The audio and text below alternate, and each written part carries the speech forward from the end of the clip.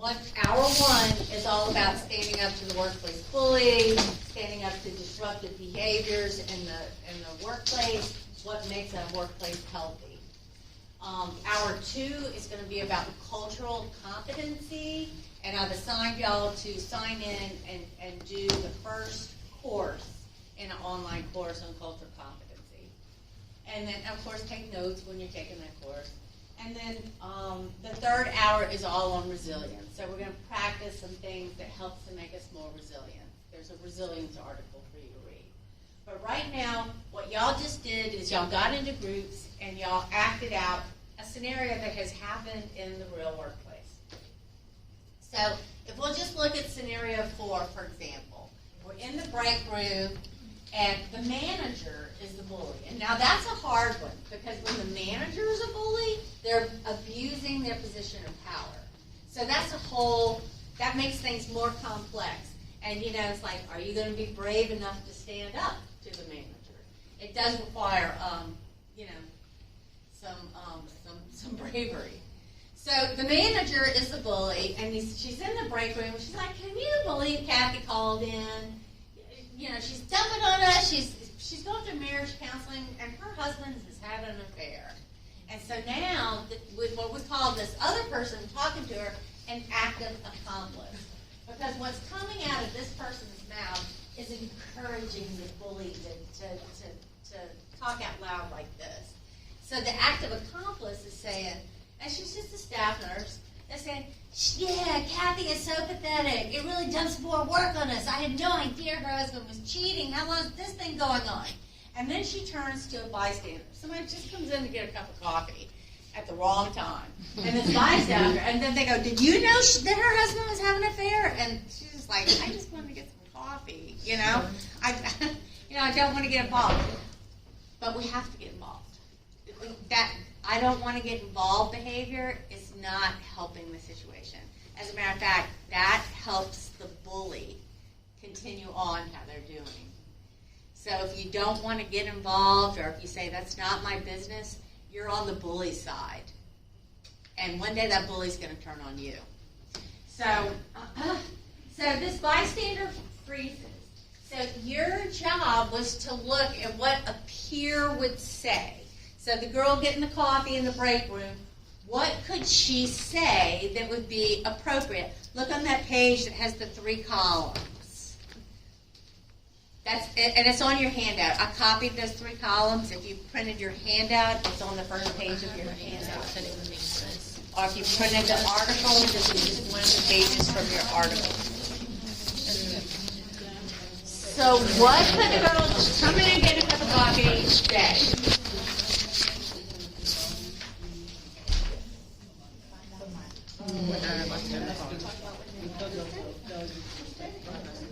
What can we say? What can we say using that? You found something?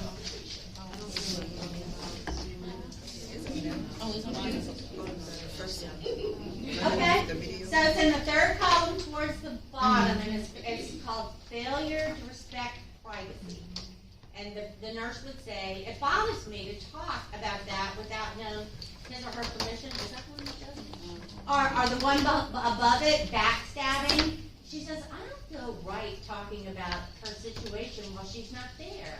I don't know the facts, right? So you're trying to come back with something in a professional way that stops, it could be, well, she's being backstabbed. She was told, or somebody could say, wasn't that said in confidence?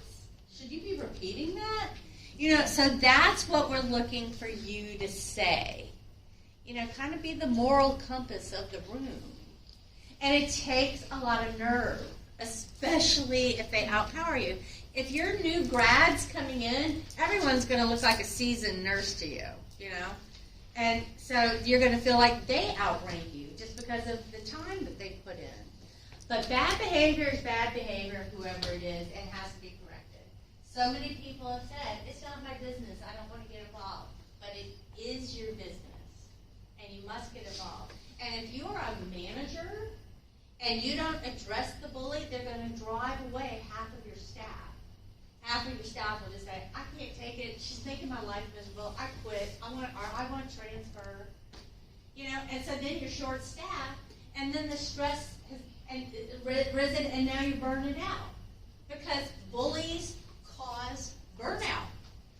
Because people are going to quit. They're not going to put up with it. They're going to just stand out. Right? So it's a sobering concept. The Gallup poll comes out every year for the last two decades. Who has been the most trustworthy occupation? Nurses. Year after year, the public says that we're the most trustworthy. But the problem is, in our little group of nursing, what little secret do we know? The nurses eat their young. And it's been going on for decades. That's why we have books like Do No Harm, applies to nurses too, strategies to protect yourself and bully-proof yourself at work. My bedside reading. Bullying among nurses, what every nurse and nurse manager needs to know. So, and those like little comeback lines that y'all have in front of you was reprinted in this book. It came from that article, that research study, but she got permission to reprint it in her book here too. For years, people have been saying this needs to be part of the nursing curriculum. And it took, for us to get this added to the nursing curriculum, it took a pandemic where many of us were broken into a million little pieces and had to be glued back together. And once we glued ourselves back together, we said, you know what, this bully stuff, I've had it, I'm not going to tolerate it anymore. I'm going to stand up. I'm going to be an active proponent for anti-bullying. So we have been able to add this to our curriculum. So, and a student in the earlier class said she went to, I think, school in Lafayette, and a teacher had targeted her for some reason, and just was constantly following around trying to find ways to fail her. And she did. If I'm going to follow you around all day, every day, I can find a way to justify failing you. But I'm not. I would never do that in a million years. That's not my MO. That's not what I'm here to do. I'm here to teach you and help you grow. But that was going on at this other institution, and that's why she's here now. Because she had a bully in a nursing program, and the stats are saying that bullies are in nursing education and nursing. And they're high numbers, and that's why we're talking about it. And in your first 2 years of practice, you're most vulnerable because you lack the experience. And all I can tell you is I had a student from like 2.5 years ago that graduated, and she called me when she got bullied at work. And the bullies made a mob. There was like 3 or more people. That's now called a mob. 2, you got a bully and an accomplice. Like this was an accomplice. She's encouraging that bully to say that stuff. But she had a mob after her, so she was like thinking about suicide. She was a mess. She goes, I can't stay here one day more. And so she just quit. No 2 weeks notice, she just, I'm out. And she's got another job, and she's really happy. But, the bottom line, she said, is I only wish that I would have stood up to the bully from the very beginning. Because it only got more frequent and more severe. Got worse. So, that being said, I'm going to want y'all to, number one, in the workplace, I need y'all to recognize, this is bullying. And a lot of us want to minimize it. I think I saw a little bullying today. It needs to be, I saw bullying today and we don't tolerate that. Totally different. Because I myself would say, I got a little bullied the other day. And it's you are not supposed to be bullied at work. You're not supposed to be yelled at work. You're not supposed to be sabotaged. You are supposed to thrive at work, not survive at work. You're supposed to thrive. But that's only if your organization focuses on your well-being. So that is a huge shift, and you can ask when you interview, Like, do y'all do well-being surveys? What was the most recent well-being surveys look like? What do you do to promote nurse well-being? You know, so those are some good interview questions. But because you're vulnerable for burnout in the first 2 years, and bullying causes burnout, and then we quit, and now we're short-staffed. And now we have, you know, and then that happens, and then we have patient mistakes, patient errors, medication errors, sentinel events.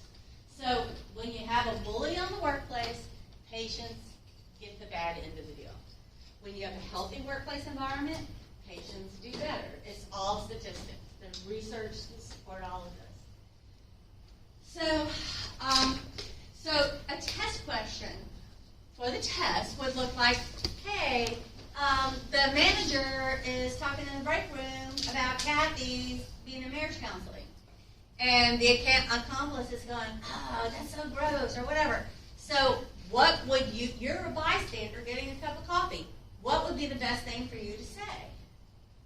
So, you know, not my business.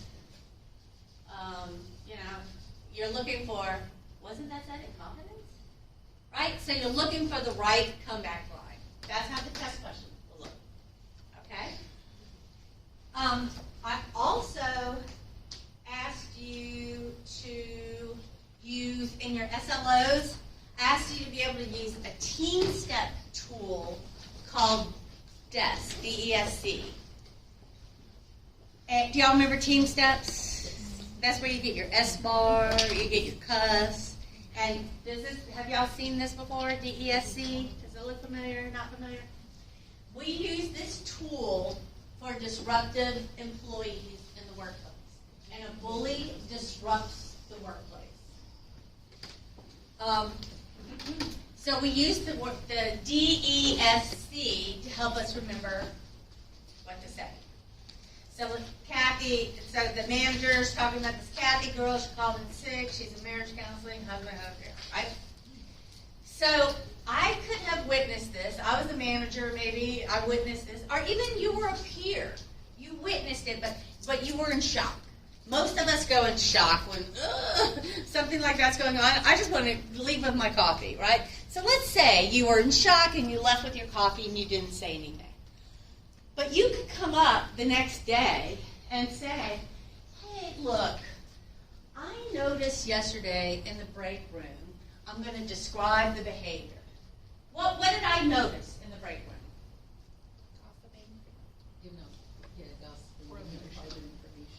Okay, I noticed that you were talking about Kathy's private information openly in the break room. Okay? You're describing what you saw. I noticed that, right? And then you explain the impact of that behavior, like on the team or whatever. So how does that impact our team, our nursing team? By the manager talking about Kathy, her affair, her husband's affair, all that. What is it? No trust. So we don't have respect, and what else? I wouldn't trust her. And you what? I wouldn't trust her. Oh, trust. And that's a huge thing. So we're seeing, because when you speak like that, it reeks of disrespect and it breeds distrust. Right?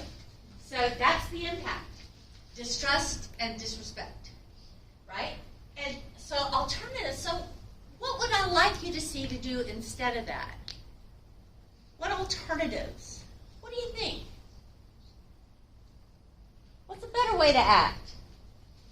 It's free to be kind. Be kind? Free. So what's going on with Kathy?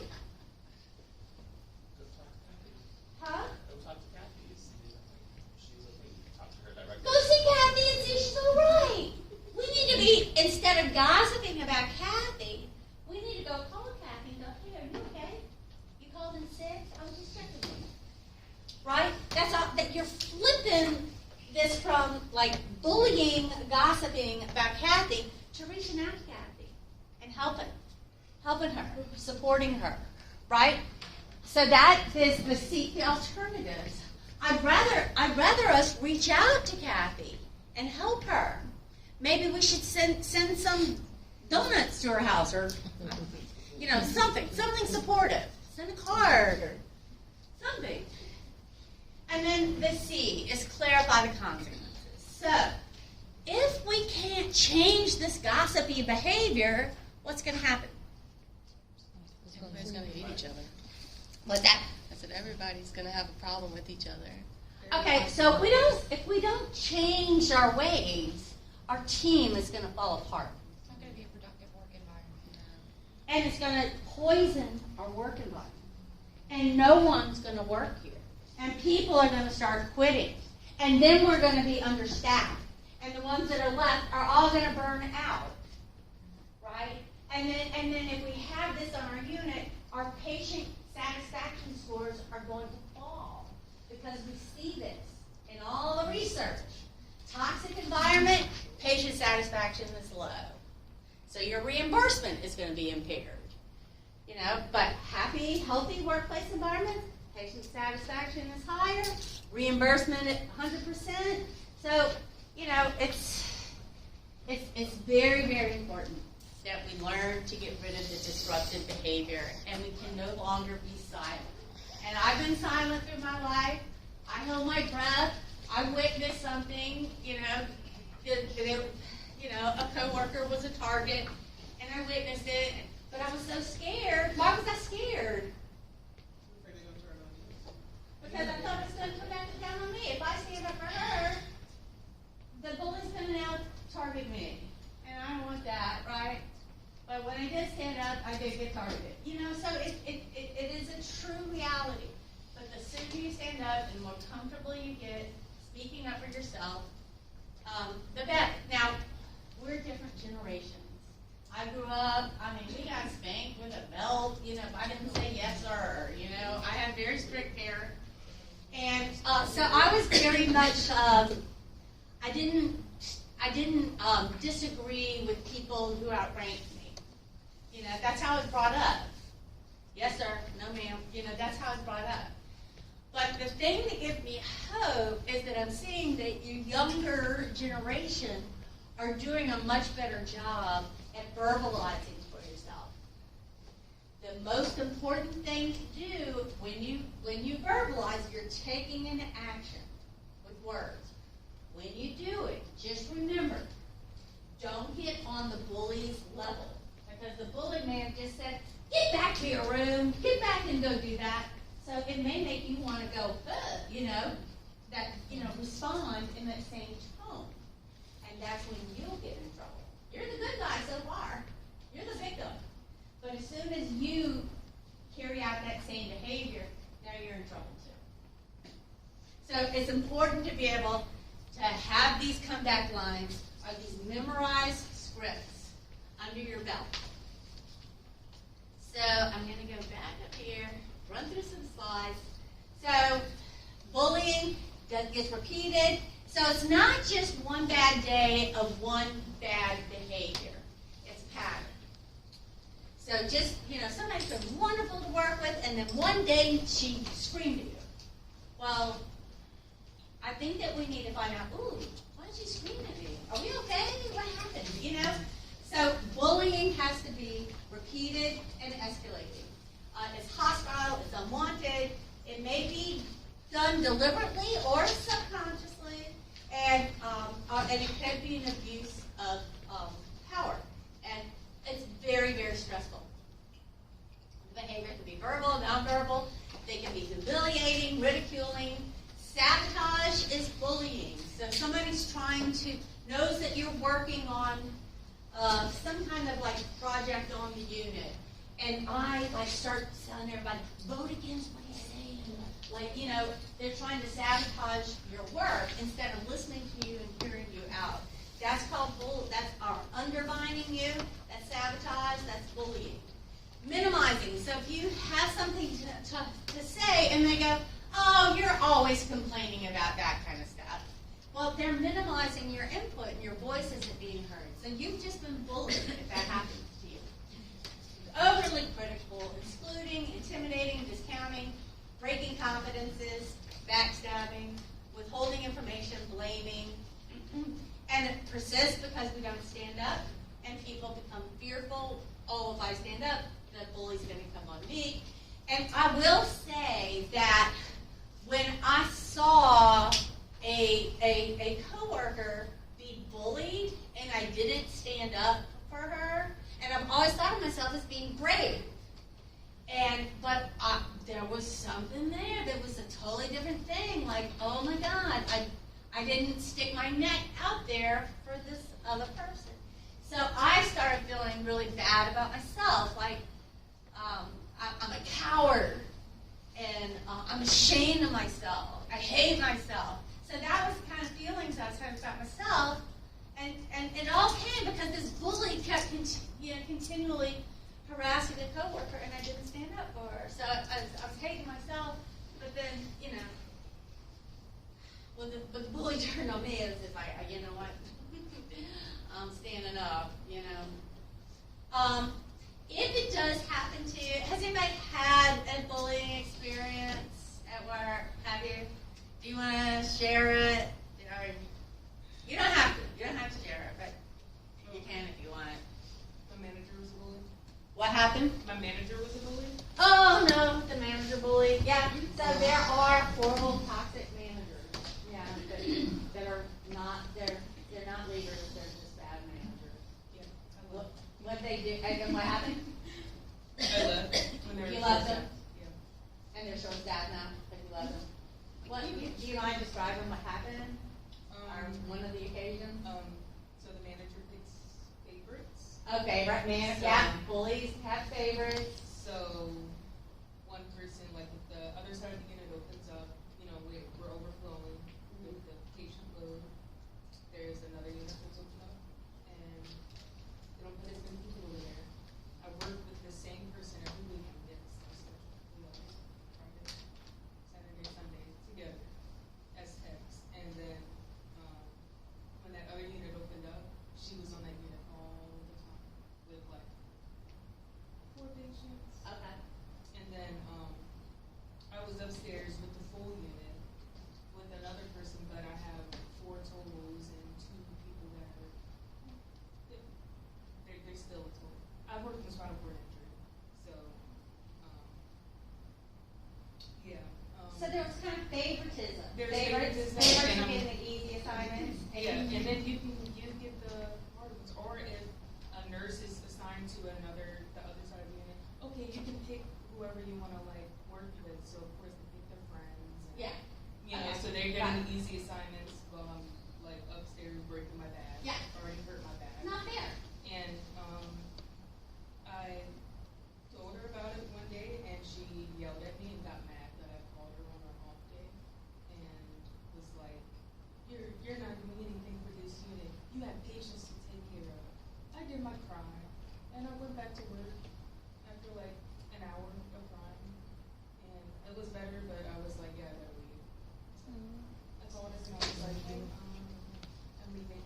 So yeah. Put my See, piece in. And I'm sorry, I was like upset because I kind of felt like crying when she was telling me the story, because they are emotionally charged, because you've been treated severely wrong, you've been treated unfairly, and you don't deserve that. You don't. So you deserve a fair, equitable workplace environment. And, it's sickening when besties are ruling the roost. They end up bullying us all because what's that? You what? The bully people. The bully. No, I'm just saying you was talking and just looking at me.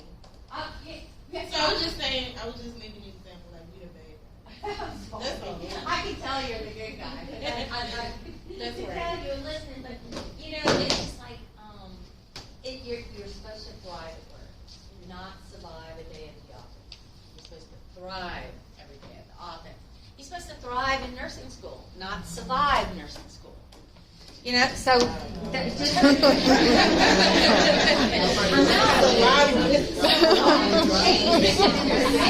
nursing program where you feel like you're thriving instead of surviving. What can we do?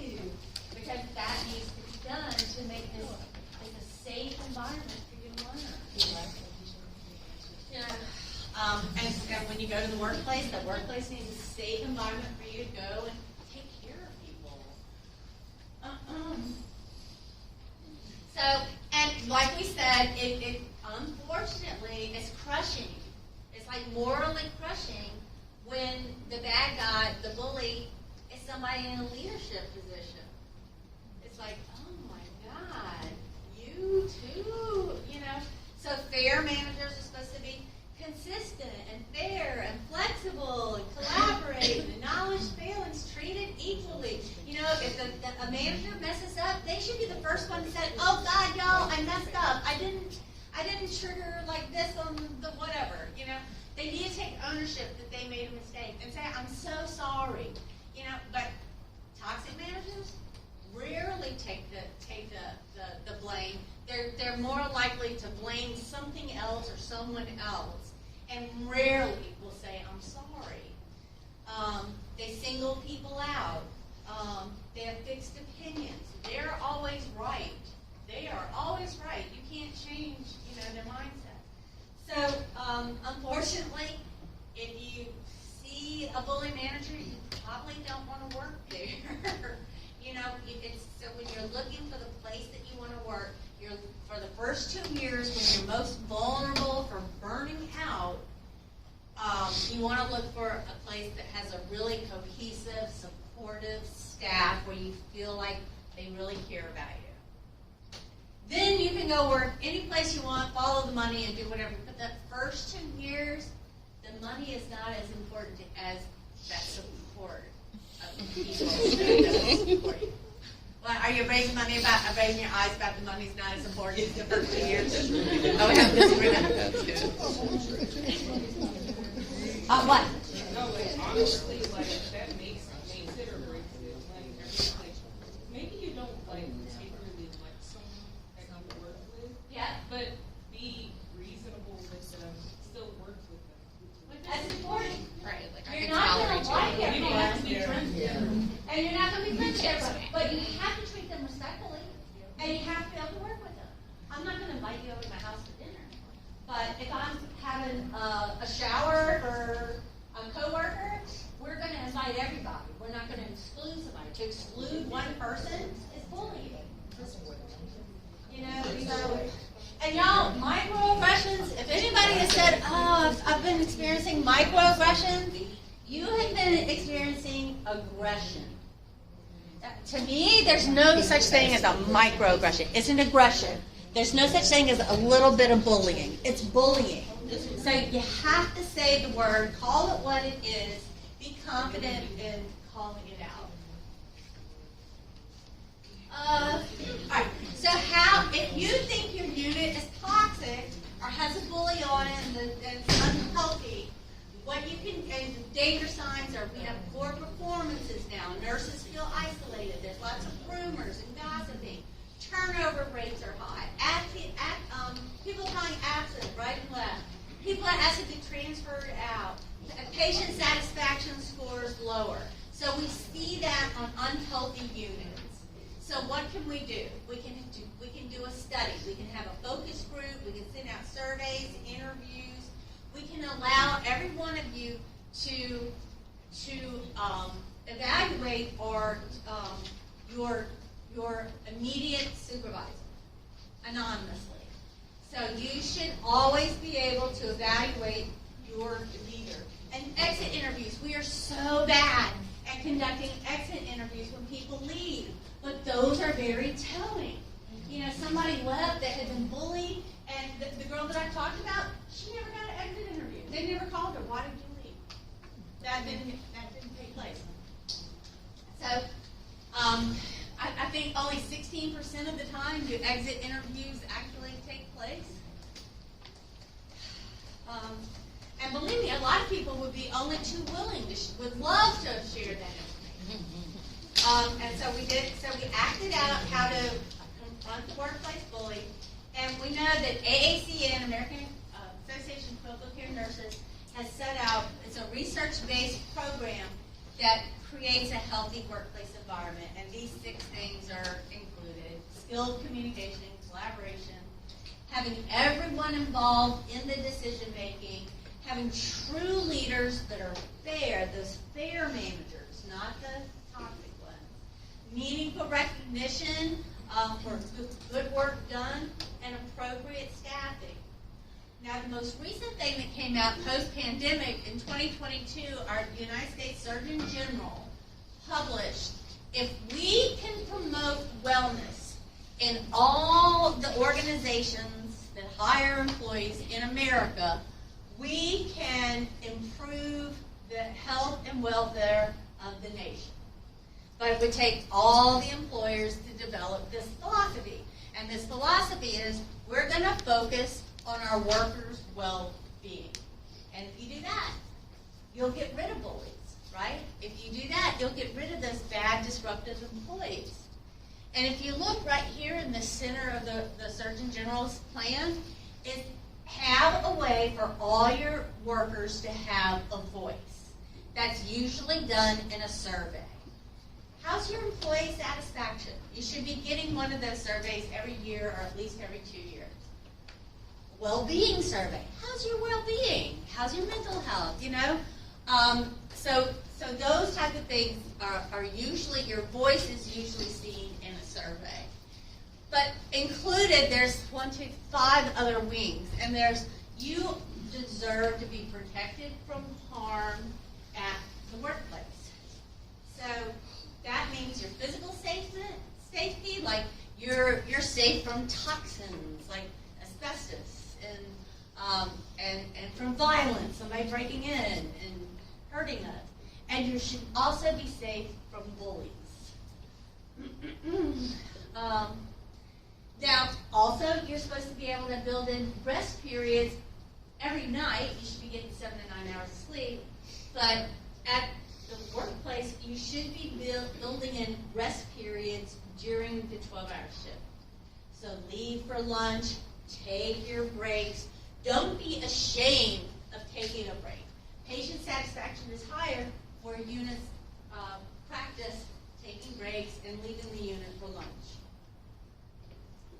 All right. So each of these has a wing to it. You know, like work-life balance, feeling like you have dignity at work, like people talk to you respectfully at work. So the unprofessional, you need to be able to identify unprofessional behaviors. So if somebody's belittling other people, are using harsh tones, they're sending negative email messages, they're constantly criticizing somebody. Like, no, they're not ever looking at her, but they're constantly looking at her and criticizing everything that she does. You know, so, you know, it seems like she's being targeted. Incivility. So people may say this bullying is like, it's the uncivil environment here. What it is it's bullying. So incivility can be if there's like, oh, she just turned her back on me when I was talking to her. Well, that would be uncivil. But if every time I talked to her, she turned her back, well, then that's a pattern, and that would be a form of bullying. All right, and new grads, you're very at risk. That's a little clip of the girl that experienced the bullying and got another job. That's a little clip. You can click on that and hear what she has to say. We use the Teen Steps tool on desk. You do want to try to handle the bully. If you feel safe, if you don't feel like you're going to be assaulted, you do want to try to connect with the bully and try to say something to stop and engage with that bully yourself.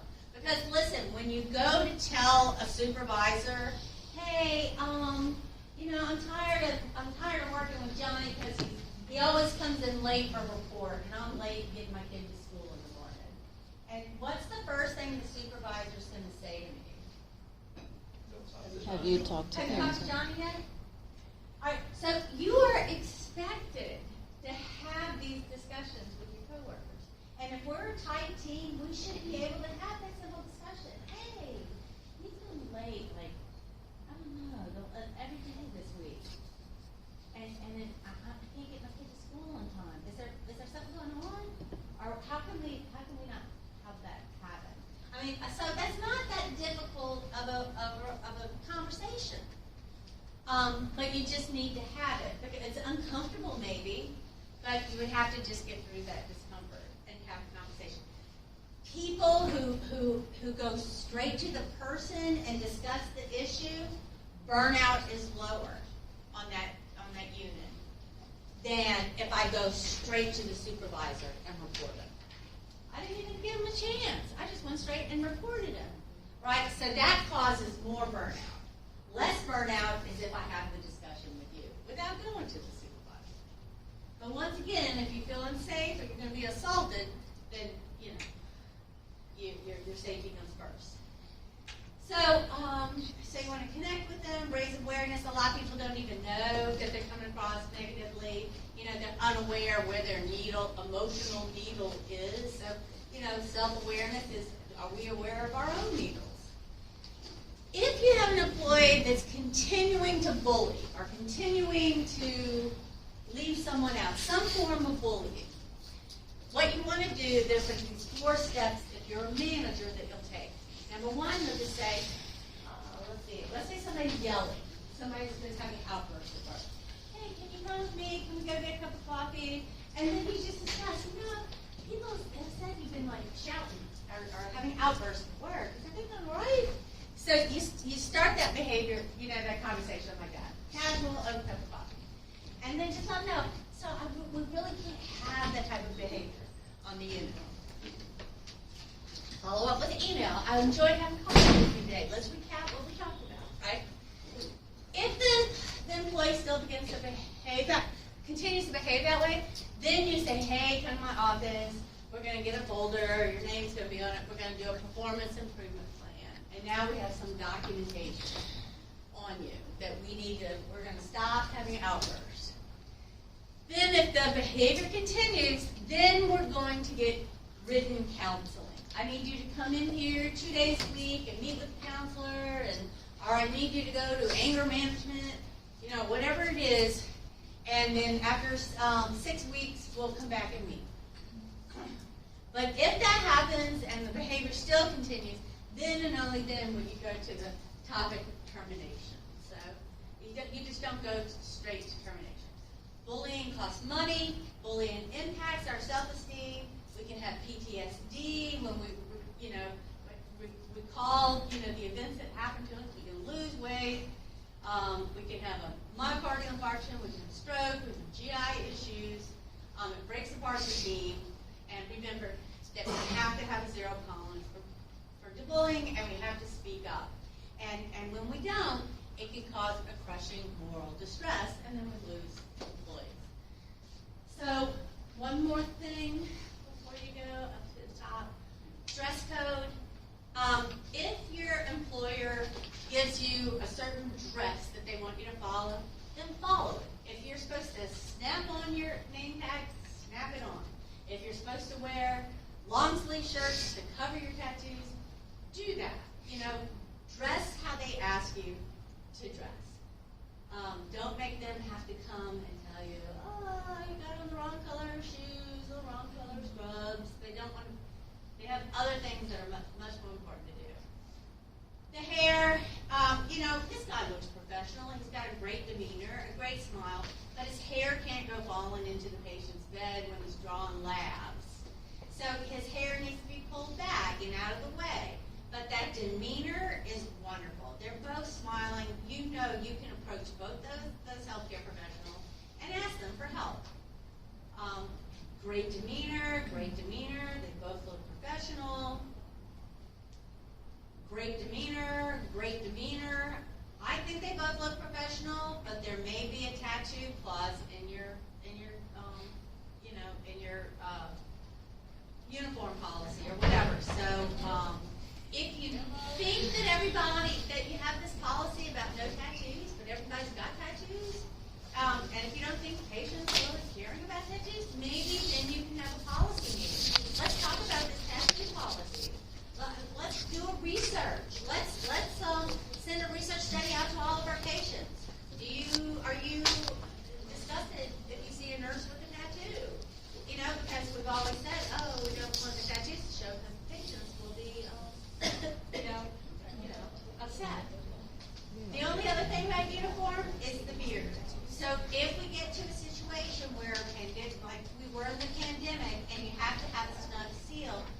managers did have to go ask employees to shave. And, you know, they didn't want to do it, but they had to be kept safe and have a snug N95.